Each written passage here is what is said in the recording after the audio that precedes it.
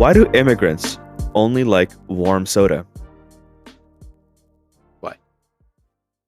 It's because they're avoiding ice. Welcome to Racing Home Podcast. You're joined by myself, Fess Bobber, and your other host, Nick Ageter. We also have a guest from Sunday Cup, or representing Sunday Cup at least. Jim, you want to introduce yourself a little bit? What's up? I'm Jim Smitholene. I drive a Honda Fit. But now he's in GLTC. Yeah, I have an S2000, one of the old ASM cars. Yeah, so Jim here, he has a Honda Fit in Sunday Cup, a cutie Honda Fit. And then he also has a Honda S2000 built by ASM, or previous ASM car, as he said. He competes in GLTC. So today we're going to be discussing some rules, some provisional rules that were updated for Gridlife Track Battle. So we'll be talking about the three major classes that had updates, Club TR, Street, and Sunday Cup. But before we get into it, how's y'all's weekends? How are you guys doing? Nick, you competed in track sprints, right? At Harris Hill.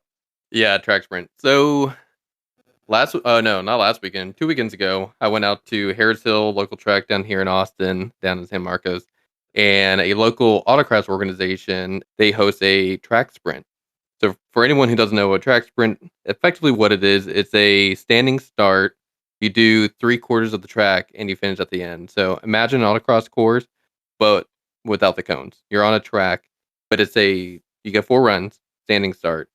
So I went out there. I was quote unquote competing against the frenemy, the Flat Out podcasters, Morgan Lee, Smoko Motorsports, and Matt Beck. The day before the track sprint, I was helping Matt out with putting his 240 together.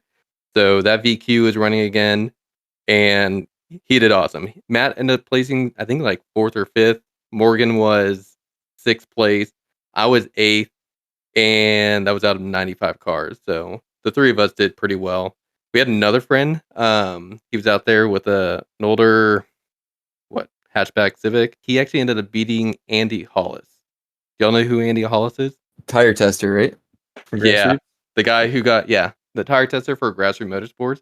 He was actually at the event as well. He did incredibly well.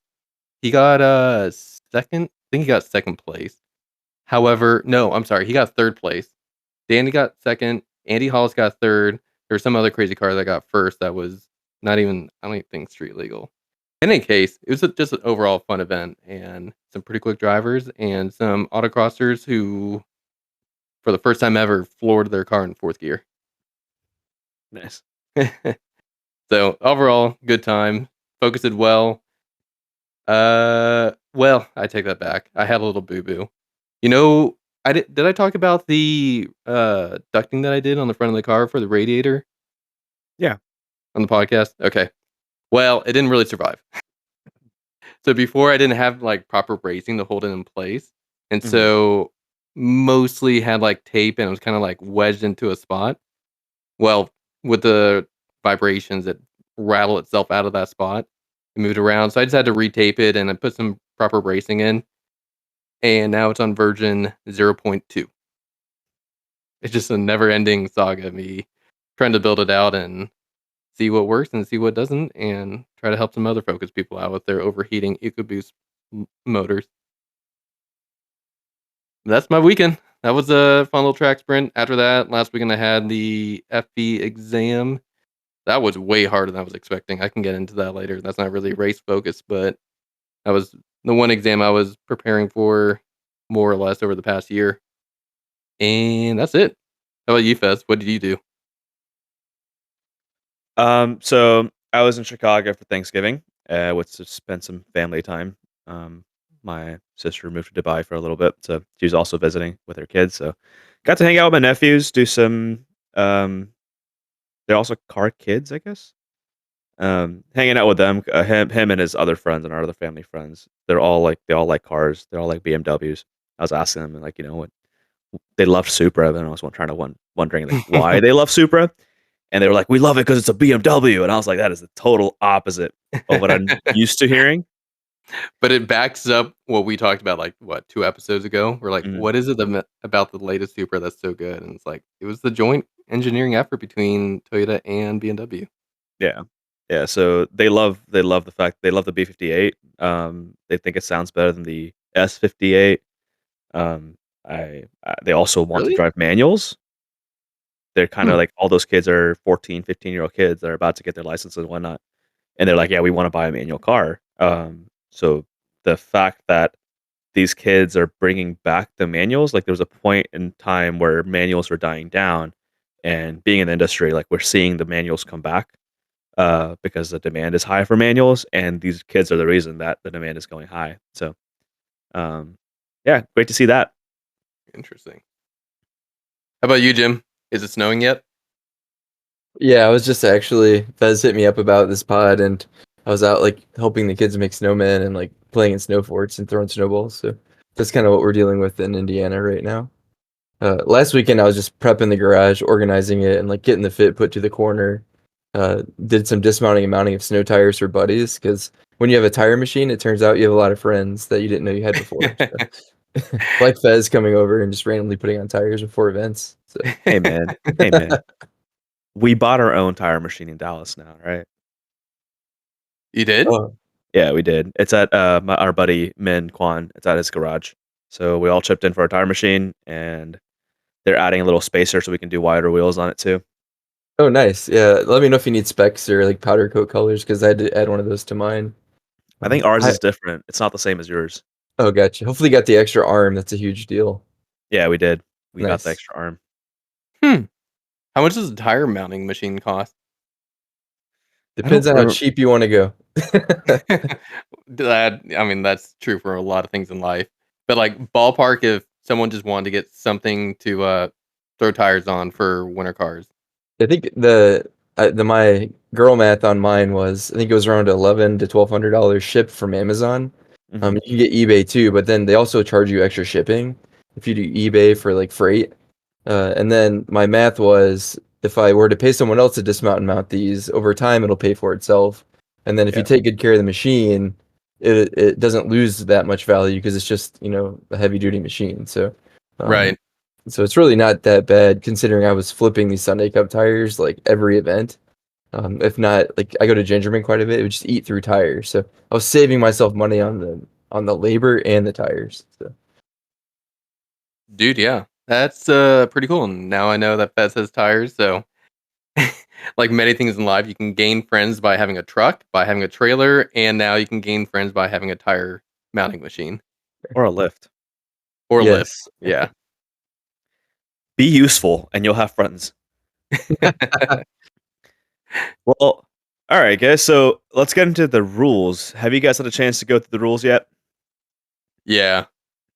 So 2025 Gridlife Provisional Rules got released, what, 2 days ago, a day ago? That's right. That's right. So So go on. we'll start from the top. The first red line is no special considerations or allowances will be given if competing in multiple classes with the same car in regards to run groups, time, or podium sprints. Thoughts on that? So that sounds like they're trying to get at Comic Q Don't say competing in. names. Okay, I'll delete that out. Wait, we're not allowed to call out Dewey? Dewey complaining about this one? All right, fuck it. Say names. I mean, it's not hard to go back and put the pieces together. For people who listen to this podcast, they probably know it. Anyways, okay, Yeah. so there was a competitor. His name may start with a K and last name might start with an M. In any case, he was competing in street mod and in track mod. And the way his car fit into both, and then all he needed to do to switch between classes was swap tires to fit into the proper class. So I distinctly remember this. I rode America. I get into line. I'm like, why is there a Supra all the way at the front of street class right now? Street cars are about to go out. Why is there a Supra? Turned out he was running in street mod, but because street mod and track mod were right next to each other in competition times, he would not have enough time to swap tires after doing his street mod time. So they allowed him to do his street mod laps in street class, get him in, go to his pit, swap tires, and get back out for track mod. Well, the problem that Mr. Tui brought up during the street mod session, there was a situation, and so all the street mod cars couldn't put in their hot laps nearly as efficiently, or something like that. I can't remember exactly what happened. A Yeah, Subaru might basically, have blown up. A Subaru might have blown up. oh, Yeah. that might have happened. Caught fire, maybe? I don't know. Yeah, there was a little roast, marshmallow roast session on track.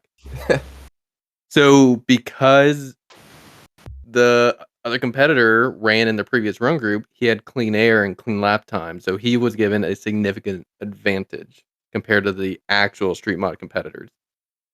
So, do you think I wrapped it up and kind of got that new rule targeted? Because to me, it sounds like a lot of competitors were upset about the advantage that driver got, and this rule's trying to fix that. I don't think he got that much of an advantage because, like, you have clean air in podium sprint. That's the whole point of that. But what about rain? So what if it rains in one session versus Mm. another? Like, imagine if a storm just dropped rain during the street mod. They would still be running, but they'd be on a wet track. I think there's already provision for that type of situation and weather if that changes in the middle, too. But I think the big issue here was the person broke, and if you remember, like when they released the cars, like the last competitor was just starting flying laps when the other competitor broke, so they didn't get a good lap in because that there was like a yellow flag the whole session for return, and he goes 5. So. Yeah, I think that's a whole different issue. But right now, with this new rule that's got released, I think it really stops people from having or being able to do street mod and track mod at the same event because they go back and forth, or the sessions are usually right next to each other for those two, and it's very difficult if you're the only person in the grid to swap tires that quickly. So definitely does impact those people. Do I care? I'm not rich enough to do 2 classes at once. So, uh, Yeah. so well, not even that. It's like you can have 2 cars, I guess, and do two classes at once. But doing the 2 classes at once with 1 car, like GLTC versus Club TR, or track mod and street mod, or track mod and unlimited, it does make it difficult for you guys to do that. So, Yeah, but if they have a car that fits in multiple classes and they bought 2 tickets and they are able to run in the respective sessions for those groups without impacting or getting special consideration from the event organizers, then to me, let them do it. That's Jim. Oh, I agree with Nick. Like, Yeah. it doesn't make sense to stop people from spending more money at Gridlife, as long as they're not messing up the format of the racing. So. I agree. Yeah. And from some people may say like, oh, well, they're taking up a ticket that someone else could buy. From what I saw this past year and years prior, there's always tickets. There's always a way to get into a Gridlife event. You may not have a guaranteed spot until 2 weeks prior to the event when someone realizes that their engine's not going to be installed in time for the event. So then they post on Facebook. But you can always snag a ticket, in my opinion. I don't think I've ever seen someone not successfully grab a ticket. Yeah. All right. Let's go on to the next thing. So the next thing is actually the pace car stuff, which is not new. They tested it a little bit in the 2024. I actually preferred that. So basically, if there was ever an incident in a time attack session, they sent out a pace car rather than doing a black flag and bringing every car in. Pace car, it allowed things to kind of move more smoothly and faster, and still got to get some laps in, or drive the track a little bit slower and really get to absorb all the information around you. So if you were new to that track, that was an advantage in a way. That definitely helped me out at Road America. A lot of people went back into the pits. They were like, we don't want to do this because we were under like pace car for the longest time. But as soon as that pace car was over, like was it pace car or yellow flag? I can't remember, but that was my fastest time. Yeah, it wasn't it was a yellow flag at the one corner at the end of, what was it? It's right at Canada Quarter. It was safe right after Canada Quarter, and safety crew were on site helping out the vehicle. And so some people were going, I mean, you have to slow down and be respectful of the safety crew, but the rest of the track was open for hop lapping. So yeah, I agree. I think it was pretty good. Myself, I was one of the drivers that pulled into the pits because my car was suffering from overheating. So I couldn't even it was a waste of time for me to go around. 'Cause even after the safety crew got off track, my car would have been overheated. So I had to wait in the pits to cool off. Yeah. But that's a To me, that's a me problem. That's my car problem. That's no problem in my eyes. I think the event organizers kept it good, and drivers like you, Fez, you were able to take advantage and keep on running laps. So if I want to join you, I need to get my car into working order to do that. Jim? Yes, sir. Oh yeah, I think the pace car has been a huge benefit all year. So I was happy to see that. I think that came through at Gingerman Midwest Fest for the first time. So I think I remember at Rev Up. Rev Up oh, was you my did? first. Okay, Yeah, my Rev Up was my first event of the year, and I remember them talking about it. gotcha. Shows how much I pay attention to the rules. The drivers meeting. Yeah, All I think right. it's good. Anything to keep the track action going, and get back to green flag race conditions. I'm all for it. Yep. Just make sure you attend drivers meetings so you understand what's happening. Agreed. All right. Next thing. So incident reporting. Should a driver request on an incident pertaining to an on-track session be reviewed by Gridlife? This request must be submitted no later than 45 minutes after the session is expired. Essentially saying, if you're going to protest, you better do it within 45 minutes of that session. Otherwise, it's not going to count. Just to I be clear, it's not protesting like a car for fitting into a class. It's protesting like some kind of incident that happened on track, and you want the organizers to review it. thought it was also for protesting cars. No, this is incident reporting, like stuff that happens on track. Yeah, Mm. I I also thought this want one. that. Go ahead. Go ahead.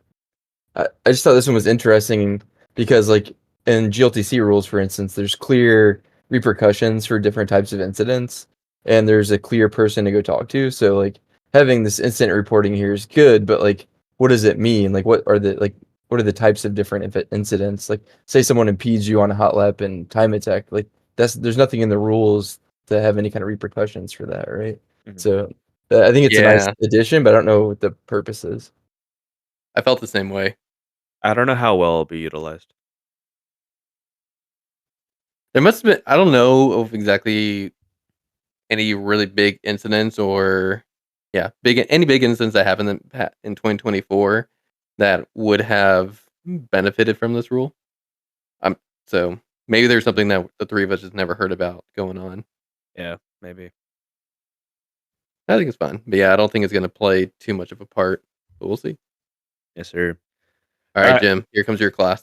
So we're going to Club Sunday Cup now. It's not called Sunday Cup anymore. It's called Club SC. Yeah, Um, RIP. all 4-1 right. out. RIP. So I'll give a little bit of background on what happened in 2024, and then I'll hand it over to maybe Jim Oh, to geez. explain. Basically, there was a certain someone in a Miata potentially cheating and going around the rules a little bit, and his car didn't perfectly fit in Sunday Cup, but he was still allowed to run, and that caused a lot of drama, and he was like beating everyone very easily. So I'm not going to get into too much detail of how or what he was doing because I'm not too familiar with it either. But the rules seems like they have a lot of updates because there's a lot of drama in Sunday Cup in 2024. So Jim, do you want to go through the rules for Sunday Cup and how that changed and maybe how it relates to that issue that we had in 2024? Yeah, I'm not gonna touch on any of the other things you just said, but I will talk about, like, well, first of all, like, these are provisional, so like no one should be too upset about anything they see here. True. I Yeah. think like Adam really truly wants people's feedback about how to like make this better. Like he knows the community needs to be involved, and I think he appreciates the passion around all these rules. So just to caveat all of this, like Hmm. this isn't meant for drama, hopefully. Maybe for podcast listens, but whatever. So yeah, the name change is awesome. I think that's great. They called out in the class, like it's pretty interesting now. They say the class is designated to allow almost any vehicle with a power to weight ratio of 25-1 to compete against similar vehicles. So that's kind of a new addition that I think was meant for, like, they're kind of excluding some people by some of these upcoming rules we're going to talk about, but Mhm. uh, which makes it pretty interesting because before the class is all about just inclusion, giving people the opportunity to come drive. It doesn't matter what kind of car you have. And now it's kind of clear that they may be omitting different types of cars just based on some of the rule additions. Mhm.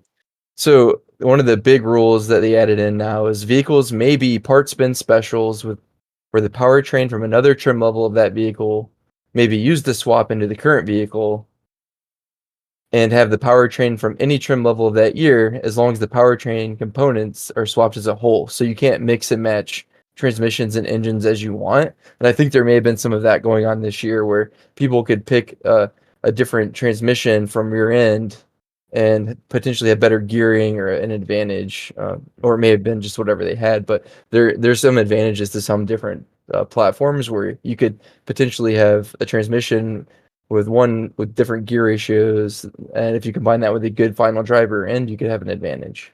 So I think that's going to be out the window now, which is interesting. That doesn't really apply to a lot of the shitbox front wheel drive cars that I drive, like Fits, like any of the generation Fits, but it's very interesting. Yeah, like I think the Miatas have that advantage, right? Where they have you can run a 1.6 with a 6-speed or something like that with a limited slip. Limited slips are always illegal, but if you were to run like a non-limited slip rear end that had a better gear ratio, final drive with a 6-speed from like a 1.8, there might be advantages, I think. I don't know enough about Miatas. I'm just talking out of my butt. All right. So, but yeah. So, and like another example, I think, is some of the like Integras and Golden Age Hondas. You might be able to mix gear ratios. So yeah. Yeah. Thoughts on that? No. I think it's good. I mean, I'm not really in Sunday Cup, so I'm not too sure what to say. But what are your thoughts on that, man? Because you've competed in it, you've been in Sunday Cup for a couple of years now. So, what do you think?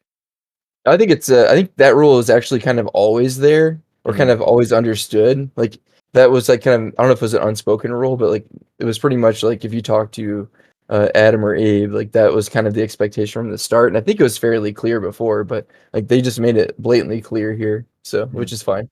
Okay. All right. I mean, at least they clarified it. I find it very interesting. One of the bullet points for engine tuning, it says that standalone engine management systems are only legal in vehicles with at least a roll bar, fixed back seat, and a 5-point or more harness installed. So if you're gonna have a standalone engine management system, you have to basically be borderline full blown race car. Yeah, I think that I don't agree with that rule. I think it's like either you allow them or you don't.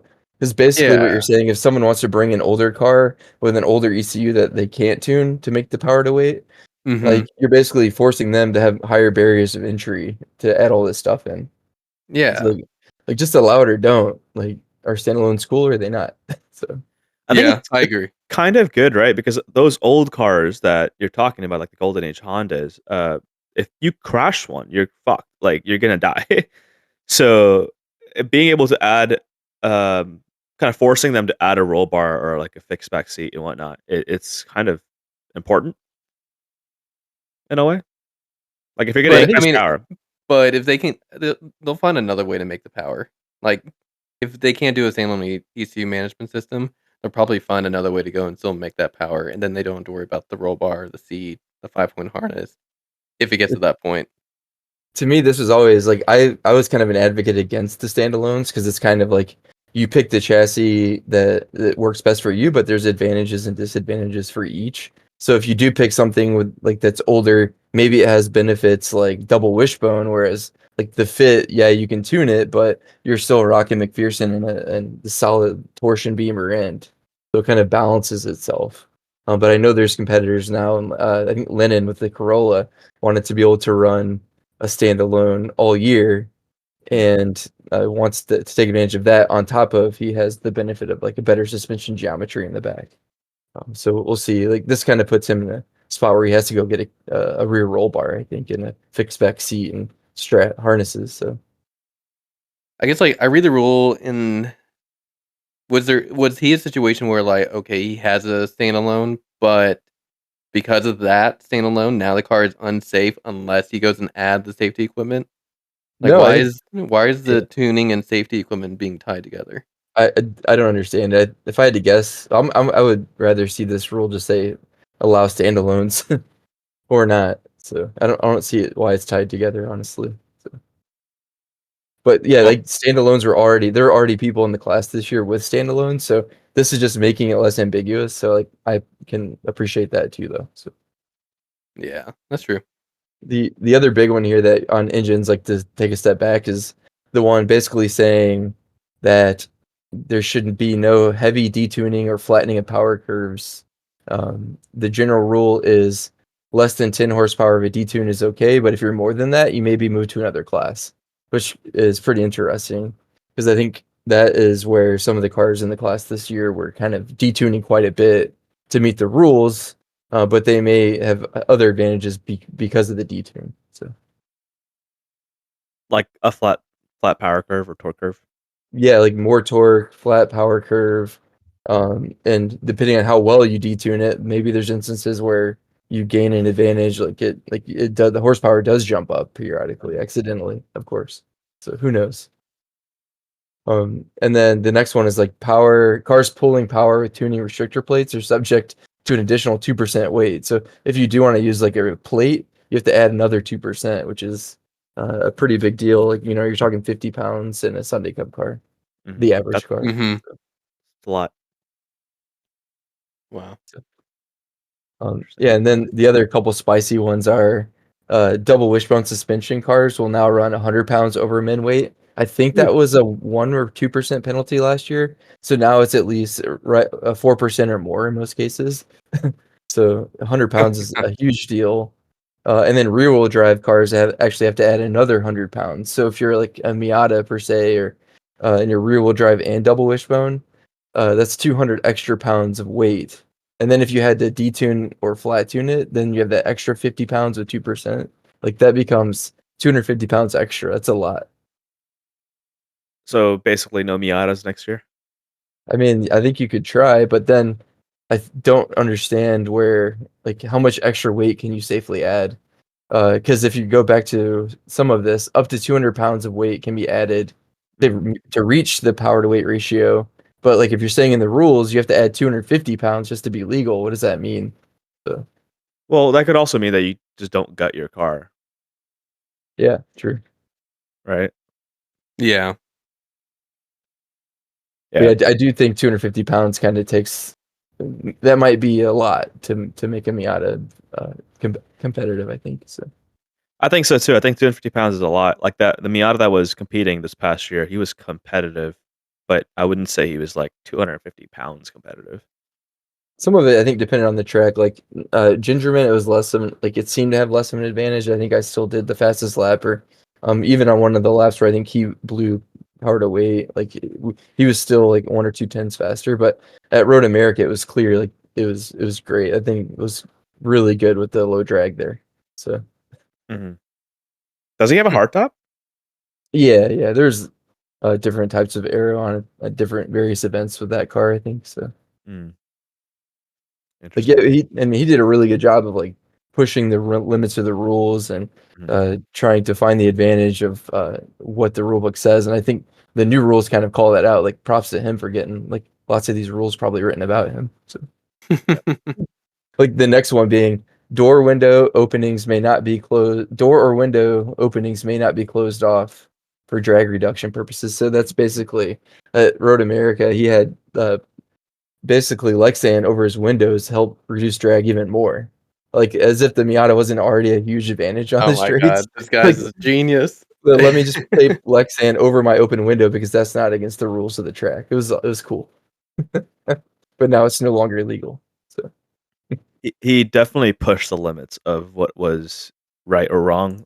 So he definitely pushed the limits and was in the gray area. And I'm glad they went back and adjusted a lot of it.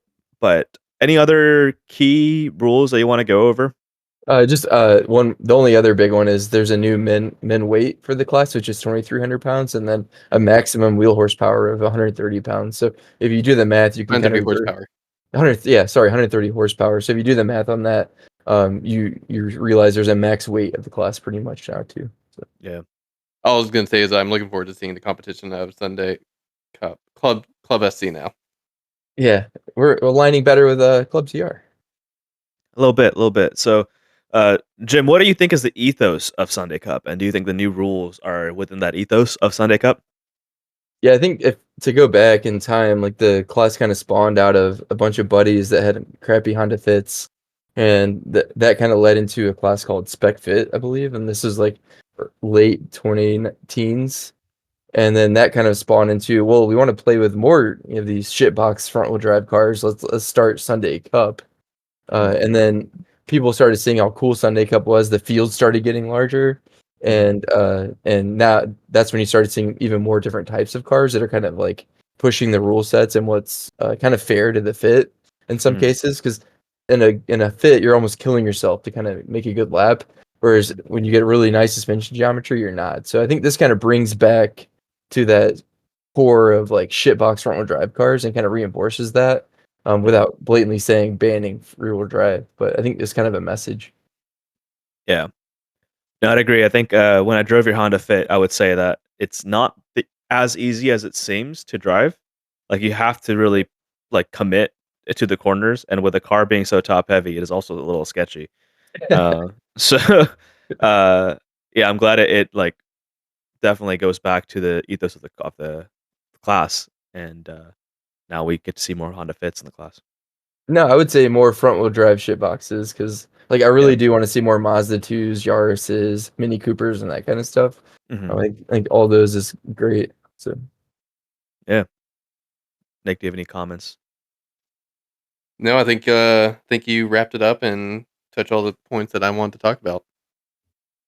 All right. So next up, we have Street. Nick, your class that you are not competing in next year. No, it's not because my car's not going to fit in there. It's because I'm trying to save some money and save some PTO and do just basically take a year off from Gridlife. So I'm gonna be going out and doing some track stuff here locally, but I just don't think I have the time to go out to any Gridlife events this year. Looking at the provisional calendar, Mhm. but I do want to comment on there was one rule that's been added in the street class in the chassis aero category, which it states aero only available on trim levels of vehicles that would be excluded from the class for price, etc., is not allowed. Mhm. So, kind of touch on this quite a few podcasts ago with Eddie regarding the Cayman S that was competing in street class with the GT4 or GT4 RS, yeah, GT4 RS replica aero. In any case, basically, he's kind of getting down to the point that a Cayman S or any other car that is a specific trim level, I guess, cannot be running aero from a higher trim level. Mhm. So a GT4 RS sticker base MSRP is at 164,000. So that alone on price won't be allowed into the street class. But a 2025 Cayman S base MSRP is below the $85,000 price cap. So Mhm. a Cayman S still fits in, just don't run GT4 RS Aero. Hmm. That's the way I read it. Any Essentially, thoughts? so yeah, I think to give a little bit of background on this too, like there was a Cayman, as you mentioned, in Grid Street Life class. this past year in straight, running that GT4 RS. I think that is a huge advantage for those cars that they can run a pretty decent aero. Granted, his aero when I looked at it, it was really shitty. um, Yeah, it it, could be better, but it's still yeah, good. He took it yeah, off at Mid Ohio, and for the session that he took the wing off, he ended up running a second 1.2 seconds slower. mhm. So Yeah. it I was mean, making something. sorry, I keep talking over you. Yeah, go on. I'm done. But, yeah, no, I think it definitely does help, but looking at his arrow in person, it was, the airfoil wasn't a smoothly rounded airfoil. It was, squared off in the front, like, the front surface was squared off. So definitely not the most optimal arrow or good at all. It was off of, like, an AliExpress, Alibaba arrow that he bought. It does help, but it doesn't also, uh, do much, I would say. Didn't do a lot. I would also like to add on that is that it definitely does stop people from going balls out in street and making street one of the most expensive classes because it wouldn't be difficult. Like if you wanted to, you could go and buy GT4 RS Aero from the dealership for like I don't know how much, like 30, 40 grand or whatever on top of the car and go ball out. And I'm glad they kind of actually stopped that. Yeah. So this also brings up some other vehicles. So one other vehicle off the top of my mind I'm thinking of is the 550 Mustang. So what you Hmm. could get a 4-cylinder Mustang and take it into street class, but Hmm. then the rules do allow him to go and bolt on some aftermarket body panel. Like, what's stopping him from doing a GT500 front bumper or rear wing? That this rule would prevent him from doing the rear wing. The front bumper, I think, would be no problem. Like, it's not really going to be that advantageous. So I don't see an issue with that. Hmm. But the rule does help kind of clarify that line of sure you do have a Mustang, but you can't just bolt on a wing from another Mustang. That's a Hmm. higher trim level. Yeah, like, can you imagine a GTD Mustang, and it has a EcoBoost 4-cylinder in it running in street? Yeah, so those are some of the examples that I'm thinking of off the top of my mind that used to kind of be in a gray area of the rules, but now it Mhm. seems a bit more clear cut of like, hey, you really need to be running arrow that's at your trim level or lower. I don't know why you'd go lower, but run arrow that is like, realistic for your trim level for the vehicle you're in.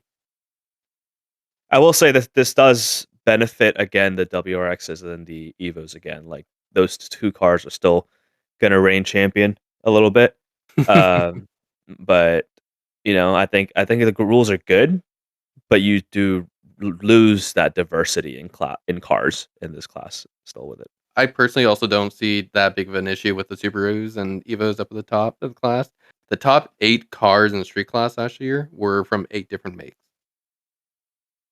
Hmm. So think about that. So the top 10 cars, myself included, the top 10 cars, there were 8 different vehicle makes. One was an Mitsubishi Evo, yes. One was a Subaru, yes. One was a Cayman. There's a Nissan, Honda, Ford, BMW. Like the street's actually relatively varied. It's just Hmm. Luca's a badass driver and does incredibly well and just wiped the class. So I think to me, the rest of the class need to catch up and become better drivers and get better built cars that still Hmm. fit within the rules. Yeah.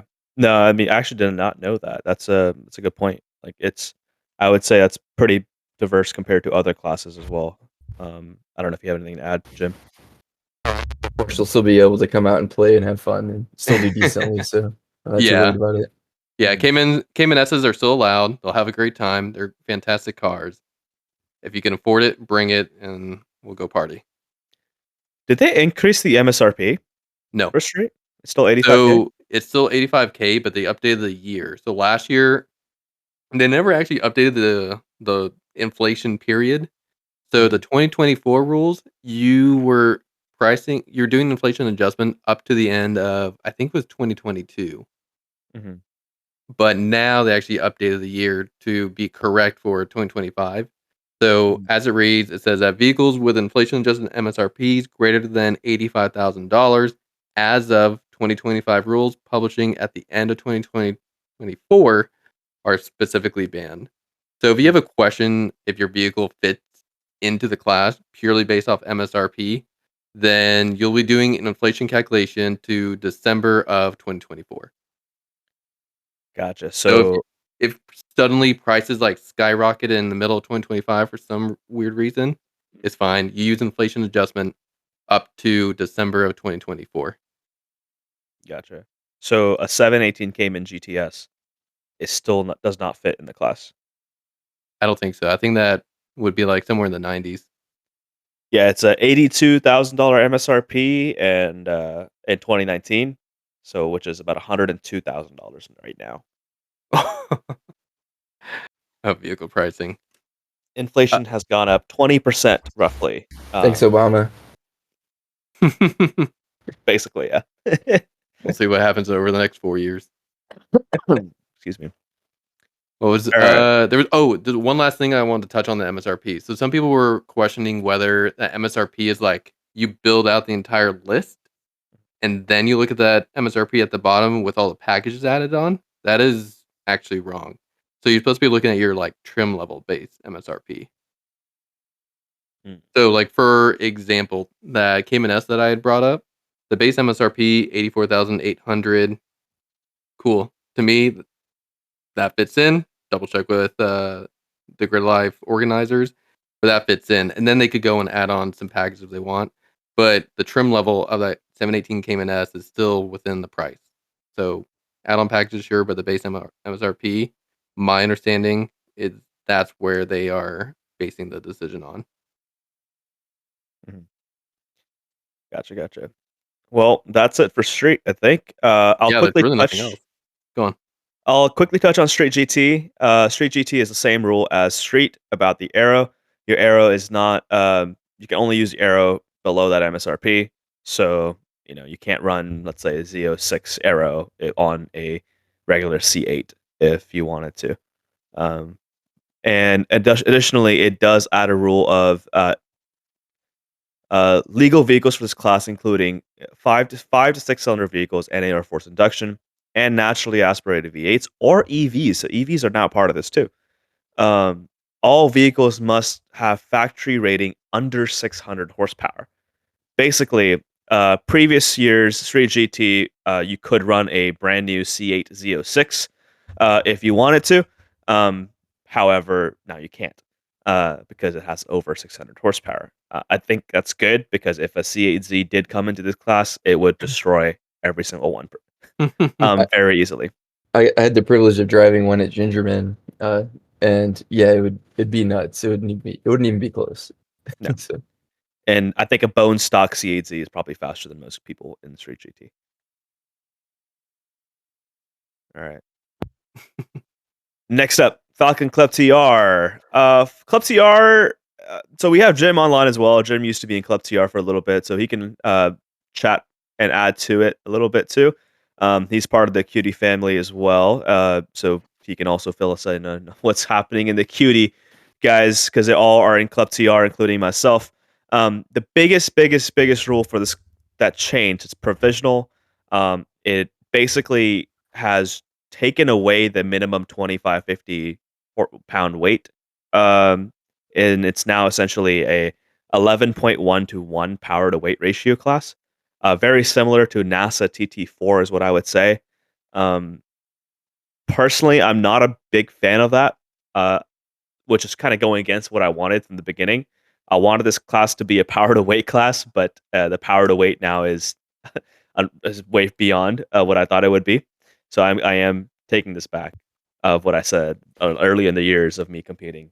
But so yeah. is your issue that the power to weight is off, that you can't meet it, or it's not easily meetable? It's not easily meetable for a lot of cars. This rule has made it a K24 special class, essentially. It already was that, right? If you look at the top 6 people, they all have K24s. I was trying my hardest to compete with them with an FA24. That was my goal. But now with the minimum weight kind of gone, and now you can just do this 11.1 to 1 power to weight ratio. Now K24 has existed in this world for over 20 years. Well, there's a lot of modifications you can do. I don't think you're allowed to do heads, but you can do cams, rods, pistons, and make this K24 a lot more powerful with it. A lot of the other engines don't have that luxury, including the FA24 or the FA20 or whatever you want to do, right? So this really, to me, like it only benefits the rear-wheel drive K-swapped 86s or any other rear-wheel drive K24 swapped car like the Miata or the S2K, because now they can run their cams or whatever they want to run for the internals and be at the same power to weight as the top runners, the front runners, like the like Evans Integra, for example.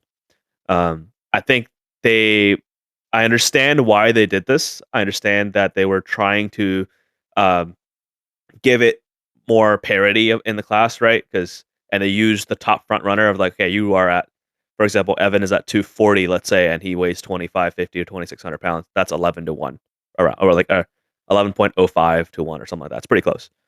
And that's what they wanted to reach for. But the issue is a lot of cars and a lot of people can't even get to that point. Yeah, I think if I put on my front wheel drive Club TR car hat, that they kind of overshot it with that power to weight. I agree with you, because like a rear wheel drive car, I think would have the advantage in that scenario. Like I think you might see a lot of rear wheel drives just dominating now. Like, can you imagine Dana's car with cams? Like if it wasn't a Temu build 2 years ago, it'd be nuts. No, I definitely agree. I think like Peter or Stan, they can easily run cams and get more power. I think Stan is making around 215, and I assume or 216, something like that. And I assume that Peter's making around the same. I don't think he's run his car on the dyno at Gridlife, but um, now they can run up to 230 wheel horsepower with their weight. So that's pretty significant. And they were already very close to the front runners in terms of Integras. Yeah, like the rear-wheel drive cars can fit 255 square, whereas the front-wheel Mhm. drive cars are running staggered. So that's a little bit of an advantage on tire, and then obviously, like they're not using their wheels to drive and turn. So like, Mhm. yeah, I think it's gonna be nuts. If they should end up like increasing that power to weight, I think, right? So Yeah.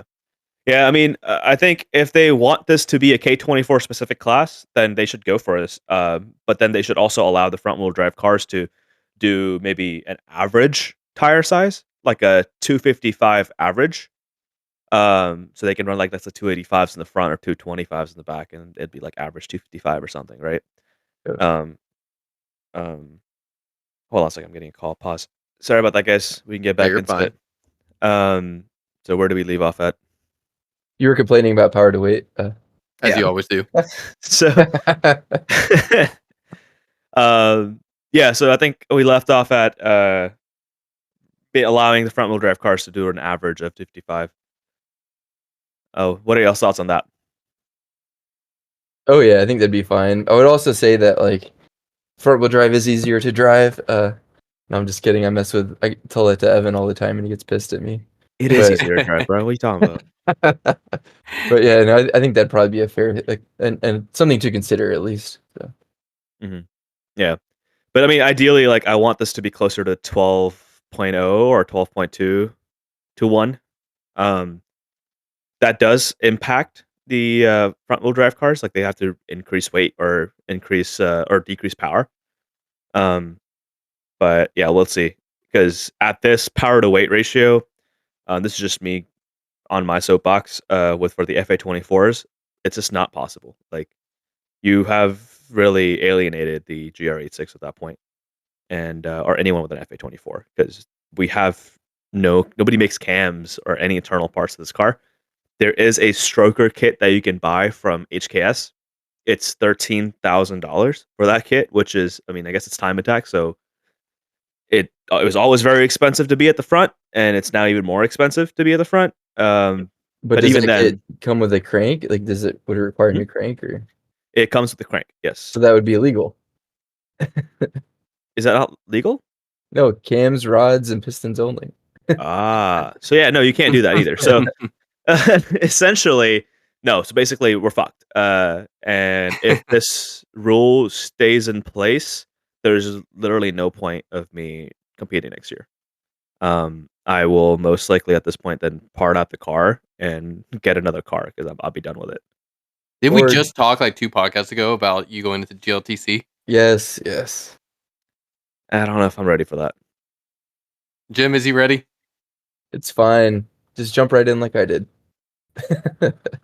It's not that I'm not ready for that. It's more as a driver. It's more that I don't want to work on the car. Like I'd want support on track, like trackside support, and yeah, like I think it's and running a GR86 and GLTC sounds expensive. Yeah, I actually made the joke that if you're gonna make this a power to weight class, which is essentially what this one line might do, like you Hmm. might as well just use the GLTC rulebook. It's already been vetted out at this power to weight for Hmm. years, so that could make it even more fun because then you get some total change of the types of cars that get to join. Yeah. So, but I know What no one probably wants that. I what's the power to weight for GLTC again?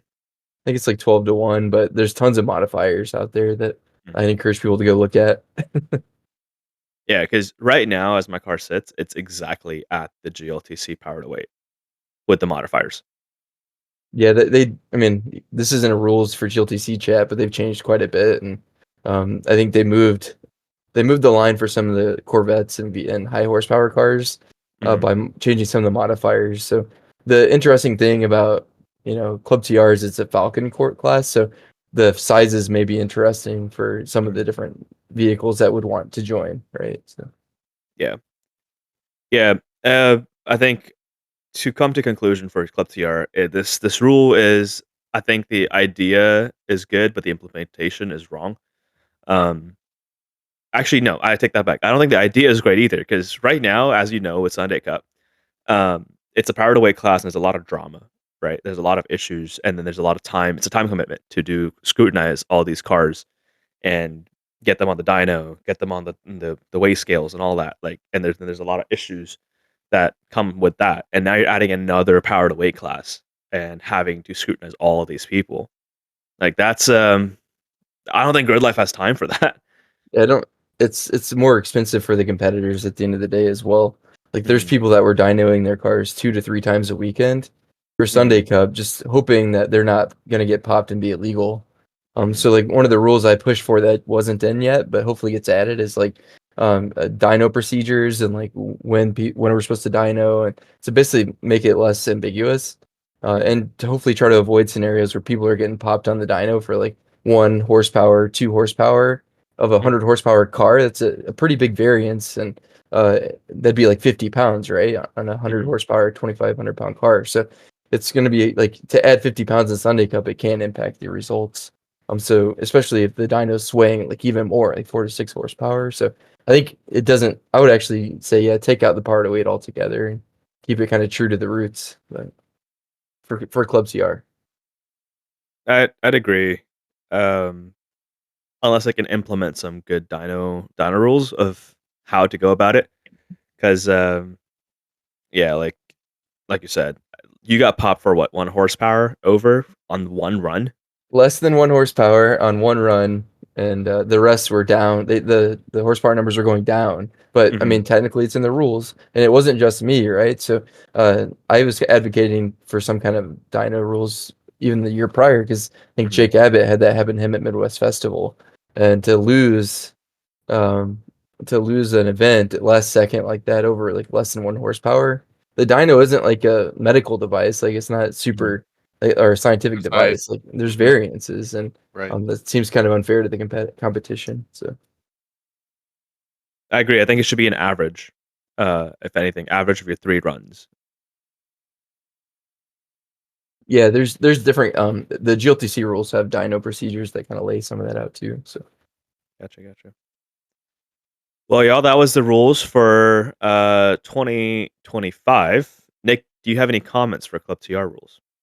Nah, I don't compete in it, so I don't really care. Good to know. All right.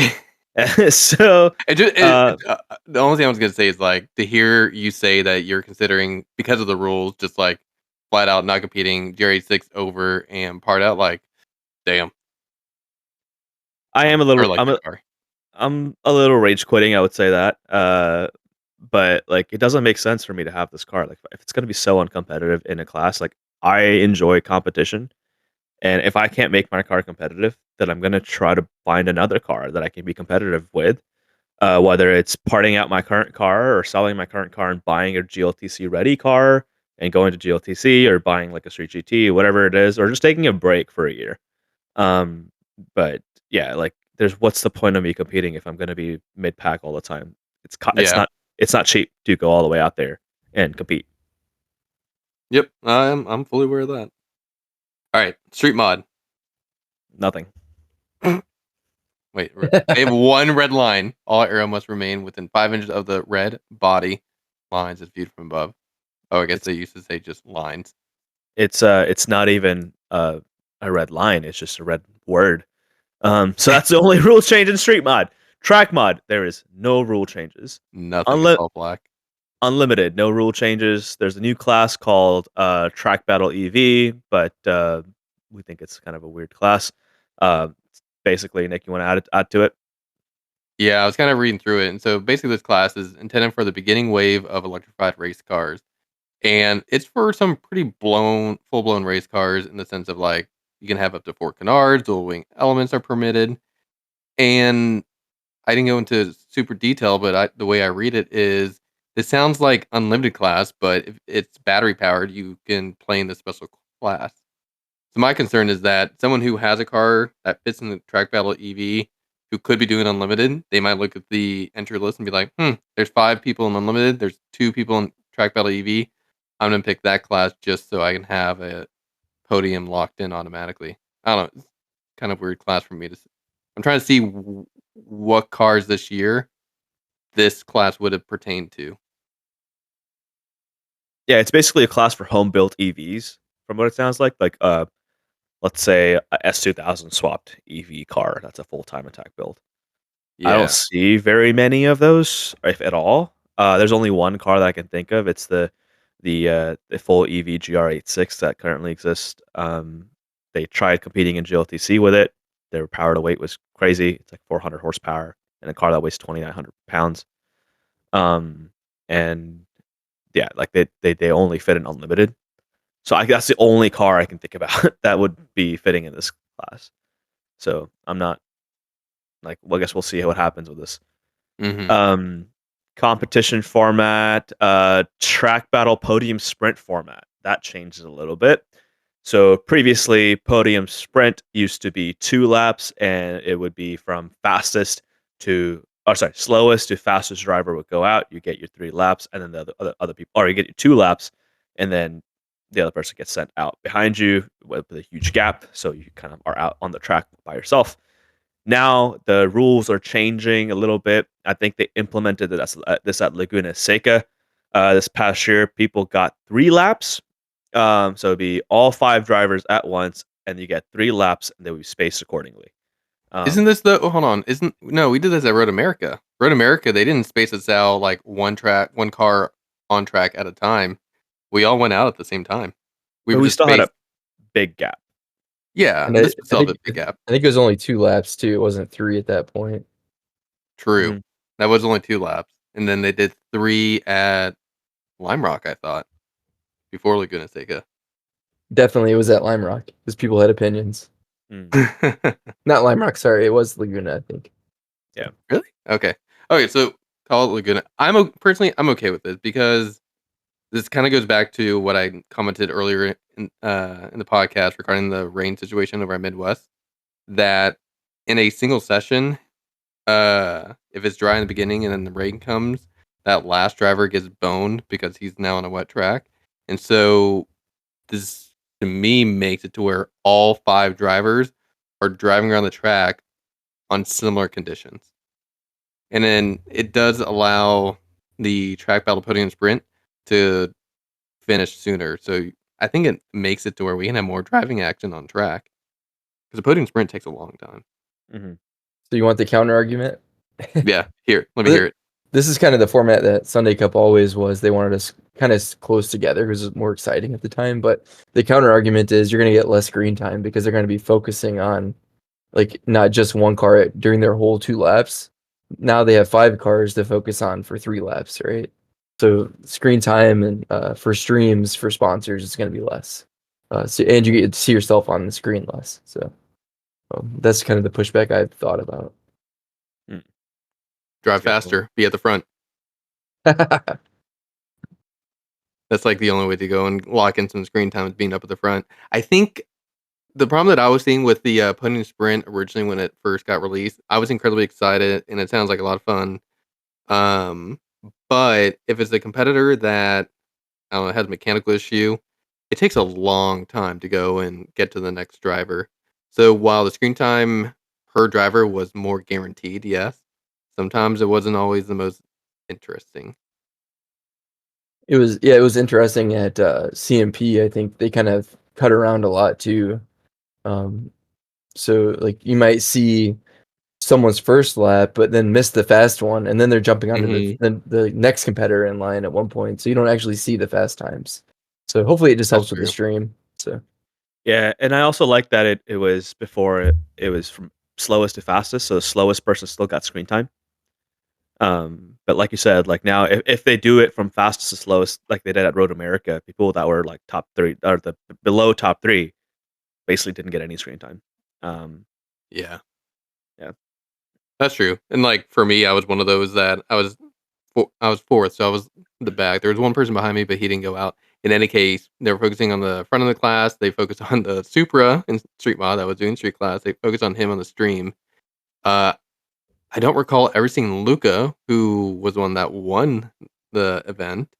and then I was shown on the stream on my cooldown lap for the last 2 corners. Yeah. So I do see Jim's argument. I'd It's a agree. balancing act. But as a competitor, me personally, I'm there to compete and have even competition conditions. Yeah.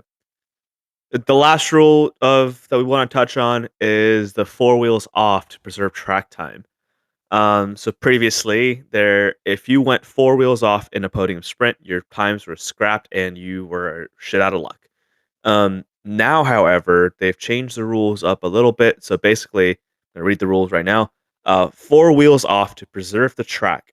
Mechanical failures and stoppage, avoiding objects, etc., will not result in a loss of previous lap times if set prior to failure and avoidance.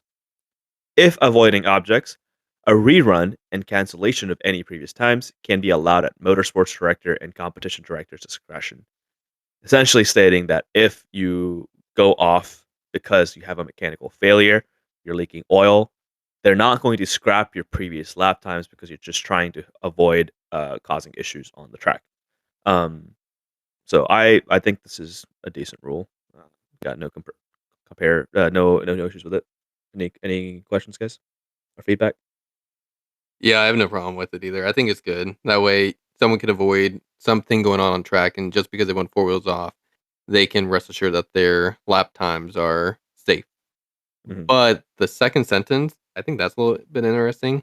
If avoiding objects, a rerun, and cancellation of any previous times can be allowed. So what that tells me is that you did a banker on lap 1, you avoided an object on lap 2, and maybe that object's still there in lap 3, so you're not able to rerun.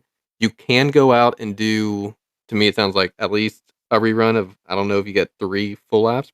I would assume no, but it just says rerun. So to me, that says 1 flying lap. If you opt for that, your lap 1 banker that you did does not count. And so then as a that's the way I read this. Do y'all read it the same way? I think it should be clarified because that'd be good to That's know. fair. That's true.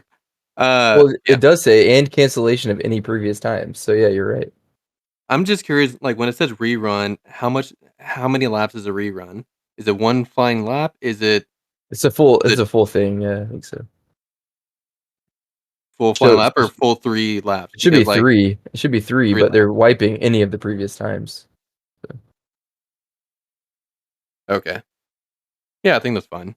So then as a competitor, if I was in that position, I'd be like, well, I have this lap 1 banker set in. And by that point, like if you're contemplating requesting a rerun, you probably already know what the lap times are. So if I was in dead last place and I only got 1 lap, then yeah, I'm going to go and request a rerun for 3 more opportunities to try to improve my time. But if you're Yeah, first it's with it's that a banker, you're probably not going to ask for a rerun. it's a common sense rule. I just hope people don't try to like try hard it into oblivion and to ruin it. You know what I mean? Yeah, that's Mhm. true. Like take advantage of it. At least it has the discretion comment. So if those tryhards are trying to bend Adam over, he's gonna put his foot down and be like, "No, you got your runs. You're clean. Get out of here." Yeah. But yeah, And guys, that was the 2025 provisional rules. There might be some changes after PRI. If you have any concerns or questions about the rules, please reach out to Gridlife and let them know your concerns. Um, um, they want to hear back from the community as well, right? So, um, all I would say is like, if these rules were established, at least in the street class, if these rules were established for 2024, I may have done like 1 or 2 positions better at 1 or 2 events. But it sounds like Fez, you would have done worse. I probably would have done even worse. Yeah. So, like I think I got 12th or 13th at Midwest Fest. Like fuck that. I was so pissed off. I finally fixed the issues in my car that were causing that. However, like you know, only to get pushed back even more because of the power disadvantage. Like, it, I would basically, if this rule exists in 2025, I would basically be in the same position that I was this past year, unfortunately. Final thoughts, Jim? I think Fez should just do better. So, that's about it. Easy button, just do better. Come do GLTC with me. It makes it easy for you. Fez, you should at least do one GLTC event with the GR86. Ah, man, pay me for the cage. I'll do it. How much would a cage be for your car? 10K? Roughly 10 to 12K, yeah. Never mind. Part it out. Just buy one already prepped. Yeah. We'll see. All right, guys. All right. Thank you for joining the podcast. Listen in next time. Yeah, thanks for having me on. Thank you for the short notice. Like, we literally started recording, and then we're like, Fez like, hey, should I get Sunday Coat competitor Jim on? I was like, dude, if he's available, go for it. So thank you so much for hopping on in such short notice. Now you can get back to playing in the snow with the kiddos. Awesome. I'm stoked. Thank you. Just see you later, guys. Bye. There you go.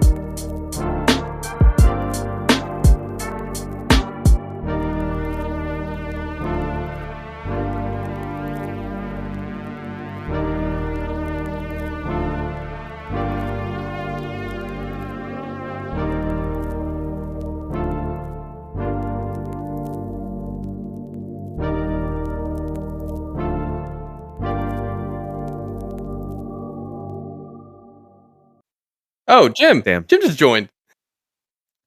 What's up? I thought it was gonna be like. We also have. So I guess we also have a guest. Let me restart this. Let me restart. We this, had just started. So perfect. All right. Jim gets to hear my joke. Cool. All right.